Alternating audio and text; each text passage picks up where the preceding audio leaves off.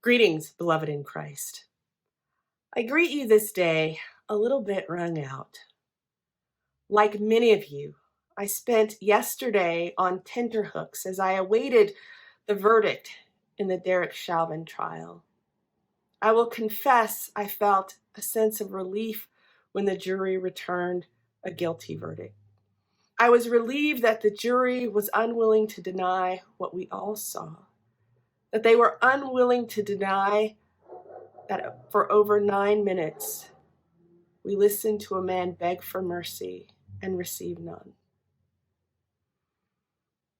And while I agree with Keith Ellison, who says that accountability is a first step towards justice, I don't believe what we saw in that verdict was justice. It was a man being held accountable for his absolute and unrepentant disregard for a human life. And being held accountable for injustice is important. It is a first step towards justice. But we who follow Jesus are called to more.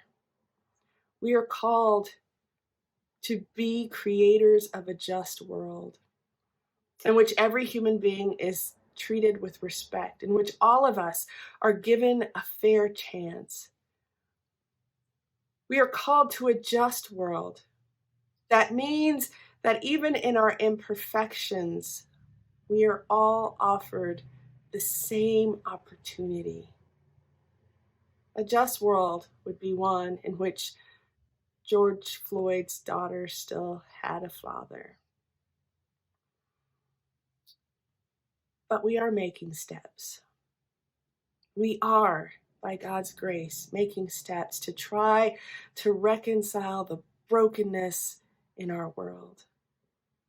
But we need God's help to do it. We need every single one of us committed to the idea that God's beloved community is beautiful and diverse, and it is a community in which all people are deemed beloved.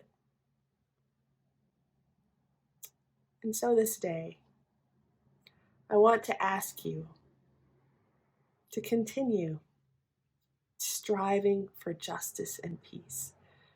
Continue speaking up when you see wrongdoing. Continue confronting the systems of this world that oppress and destroy God's children. I ask you to continue with me this hard work of developing beloved community, because that is what we've promised in our baptism, and that is what we are committed to as followers of Jesus.